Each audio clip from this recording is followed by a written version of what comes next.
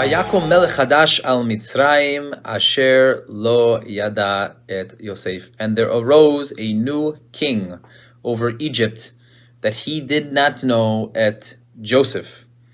The most famous question: how is it possible that this new king did not know about Joseph? And I think with a proper sensitivity to Hebrew and biblical Hebrew, the question really is a non-starter. Because the word yodea, when it is used, usually refers to intimate knowledge. The first example, Ve'ha'adam yada et chava ishto vatahar, and Adam knew, same word, yada, et chava ishto, Eve, his wife, vatahar, then she became pregnant. There the word yada, yodea, to know, is used as intimate knowledge. They had relations and she became pregnant. Even nowadays, in modern Hebrew, I made the mistake many years ago. I said, ani yodea ota. I wanted to say that I know so-and-so.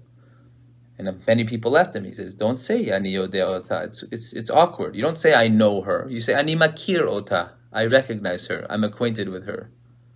To know someone, even in modern Hebrew, means intimate knowledge. That meaning has transferred from the ancient speaking of Hebrew to modern Hebrew.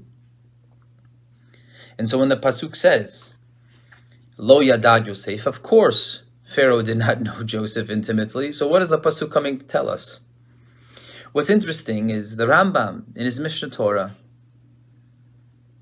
in Hilchot Yesodei Torah, does not talk about emunah in God at all, really, until he talks about emunah in Moshe Rabbeinu. But he talks about Yediat Hashem, knowledge of God. Yesod Yesodot ve'emunah chachamot leida sheyesh sham matzur rishon. It is the foundation of foundations and the pillar of wisdom to know, to have knowledge that there is an original cause of existence. There is a creator that causes all existences to being in existence constantly. And that's the first mitzvah of the 613 mitzvot, says the Rambam. Even Rabbeinu Bachi ibn Bakuda, in a time before the Mishnah Torah was written, when there really wasn't any minyan mitzvot, says, the verse that we says all day, every day we say this verse, V'yadata hayom, you shall know on this day, and you shall cause it to return to your heart, Ki Hashemu b'shamayim mimal v'ala aretz b'tachat eino. There's nothing else besides for God.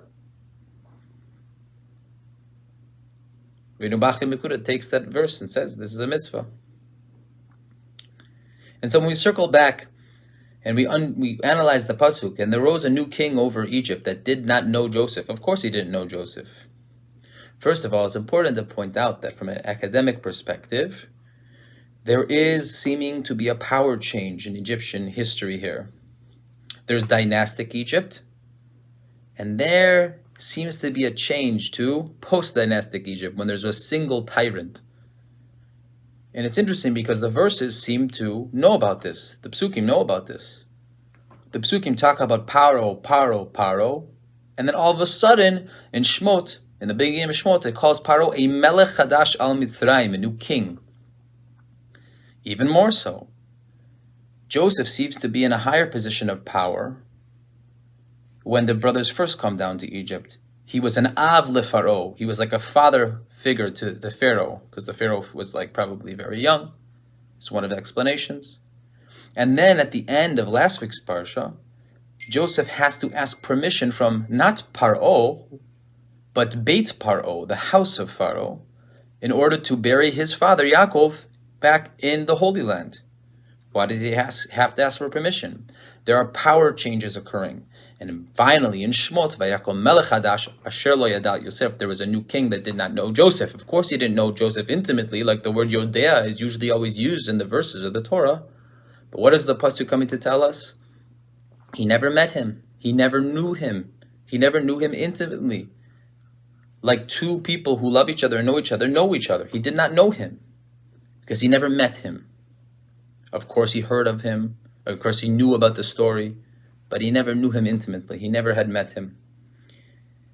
And I think the takeaway lesson is simple when we think about the question, why is the language of leida, lada'at, to know, someone, when between two people of intimate knowledge, is the same language that we use about the mitzvah. The Rambam uses the same language for the mitzvah of knowing God. And also, whether you go by Rabbeinu Bachivim Kuro or you just say Anoch Hashem Lokecha, is the language of Yedi'ah, that knowledge. And I think the answer is quite obvious when we take a step back. But I'll let the Rambam speak for us. It's fascinating because the Rambam puts this not in Sefer Ha'ahava, the book of love, but he puts this in the end of Sefer Hamada, in the end of the book of knowledge, which is what we're talking about, to know. What does the Rambam say? What is the right way to love God?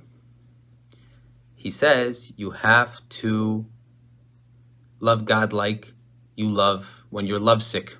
You can't stop thinking about your beloved. When you wake up, when you go to sleep, you can't stop thinking about your beloved. That's how we have to love God. And that's in the book of knowledge, at the end of the book of knowledge. And he says Shir Hashem is a mashal, is a metaphor. The Song of Songs is a metaphor for this entire idea. And so we should all have a bracha de Shabbos. Please, Hashem, may He bless us, that we should all attain Yedi'ah in Hashem. First, knowing that there is a Creator, and then, even more than that, understanding the biblical word of Yedi'ah, knowledge, which means intimate knowledge. Good Shabbos, Shabbat Shalom. Bye.